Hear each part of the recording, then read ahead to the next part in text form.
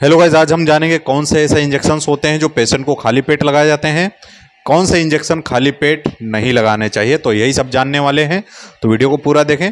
तो सबसे पहले बात करेंगे पेशेंट को खाली पेट इंजेक्शन क्यों लगाए जाते हैं और कौन से इंजेक्शन लगाने की ज़रूरत होती है। दोस्तों, ऐसे इंजेक्शन जो एसिडिटी को कम करते हैं, जैसे कि पेशेंट के पेट में बहुत ही ज़्यादा एसिड बन रहा है, गैस बन रही है, पेट फूल रहा है, इस कंडीशन में पेशेंट कुछ खा पी नहीं पाता है। अगर कुछ खाता पीता है तो उल्टी भी लगने लगती है। अगर उल्टियाँ हो रही हैं तो इस कंडीशन में भी इंजेक्शन खाली पेट पेशेंट को लगाना पड़ता है। जैसे कि जितने भी एंटासिड होते हैं, पीपीआई होते हैं, जैसे कि एसिलॉक हो गया, रबिप्राजोल हो गया, पेंटाप्राजोल हो गया, ये इंजेक्शन आते हैं। इनको खाली पेट पेशेंट को लगाया जा सकता है इंस्टेंट रिलीफ देने के लिए।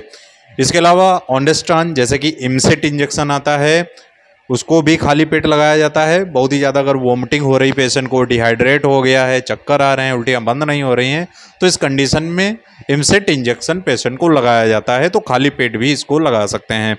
इसके अलावा कई सारे आईवी फ्लूइड्स होते हैं, जैसे मेट्रोनिडाजोल होता है, इंजेक्शन होता है, आईवी होता है, सिप्रोफ्लॉक्सासिन आईवी होता है, ये भी इंजेक्शन ही होते हैं। इनको भी खाली पेट लगाया जा सकता है अगर साथ में आईवी फ्लूइड्स चल रहे हैं, जैसे कि डीएनएस, आरएल, एनएस, ये पेशेंट को लगातार लग रहा है, तो इस कंडीशन में भी ये इंजेक्शन आप लगा सकते हैं। कई लोगों के मन में ये सवाल रहता है कि एंटीबायोटिक खाली पेट लगाना चाहिए या फिर नहीं लगाना चाहिए। दोस्तों, जो एंटीबायोटिक होते हैं इनको खाली पेट नहीं लगाना चाहिए। अगर पेशेंट कुछ खा पी लेता है तो अच्छा रहता है।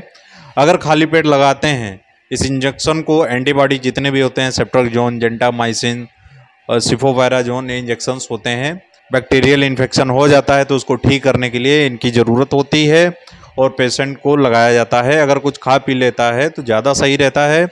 अगर पेशेंट एडमिट है हॉस्पिटल में और आईवी फ्लूइड्स चल रहे हैं तो आईवी फ्लूइड्स के साथ में पेशेंट को लगा सकते हैं। अगर खाली पेट है, पेशेंट कुछ नहीं खाया पिया है, तब भी इसको लगा सकते हैं इन्फ्यूज़न में डाल के। जैसे कि एनएस चल रही है, एनएस में डाल दिया और धीरे धीरे पेशेंट को लग गया, तो इस कंडीशन में भी इंजेक्शन लगा सकते हैं।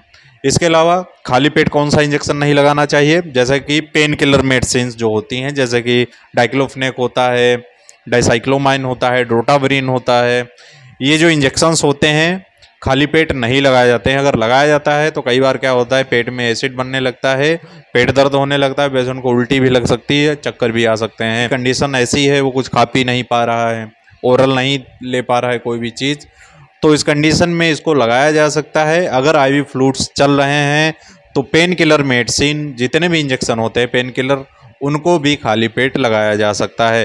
तो दोस्तों, कंडीशन पे डिपेंड करता है पेशेंट की कंडीशन क्या है और किस तरह से इंजेक्शन लगाया जा रहा है। अगर हॉस्पिटलाइज पेशेंट है, जैसे कि हॉस्पिटल में एडमिट है, तब उसको आईवी इन्फ्यूज़न बराबर चलते रहते हैं, आईवी फ्लूइड चलते रहते हैं, तो इस कंडीशन में जितने भी इंजेक्शन दिए जाते हैं तो पेशेंट को खाली पेट ही दिए जाते हैं। साथ में एसिलॉक, पेंटाप इंजेक्शन लगाया जाता है जिससे कि पेशेंट को कोई प्रॉब्लम ना हो, और साथ में ऑन्डेस्ट्रान इंजेक्शन जो होता है वो भी लगाया जाता है जिससे पेशेंट को उल्टी ना हो।